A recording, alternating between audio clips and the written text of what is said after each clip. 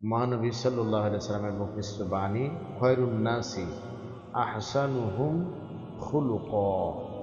সহিহ বুখারী হাদিস, হাদিস নাম্বার 6035। সর্বোত্তম মানুষ সে যার চরিত্র সর্বোত্তম। আমরা সর্বোত্তম মানুষ হওয়ার জন্য আমরা সর্বোচ্চ ডিগ্রি অর্জন করার চেষ্টা করি। আমরা সর্বোত্তম মানুষ হওয়ার জন্য আমরা সর্বশেষ চাকরি প্রয়োজন মনে করি। সর্বোত্তম মানুষ হওয়ার জন্য আমরা নিজেদেরকে অনেক ক্ষেত্রে ধনবান বা বিত্তশালী প্রয়োজন মনে করি। কিন্তু মানবতার নবী তিনি বললেন যে এই বিষয়টি আমাদের চিন্তা করার বিষয়, যে তিনি বললেন সর্বোত্তম ওই ব্যক্তি যে ব্যক্তির চরিত্র যত উত্তম। আসলে আমরা একটু চিন্তা করে দেখি যে আমাদের চরিত্রটা কেমন।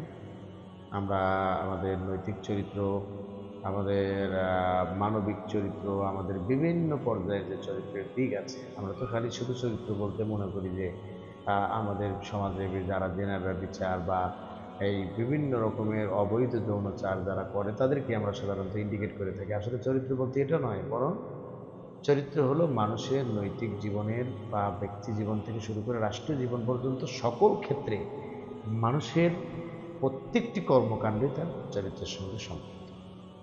তার লেনদেন, আচার আচরণ, এরপরে কথাবার্তা, আত্মীয়তার সাথে সম্পর্ক, নিকট আত্মীয়ের সাথে সম্পর্ক, প্রতিবেশীর সাথে সম্পর্ক, অধীনস্থদের সাথে সম্পর্ক, সমস্ত বিষয়ই হলো মানুষের চরিত্রের অন্তর্ভুক্ত।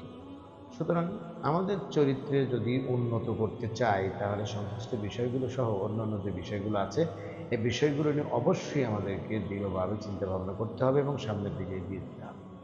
আর এগিয়ে গেলেই কেবলমাত্র আমরা সর্বোত্তম মানুষ হতে পারব।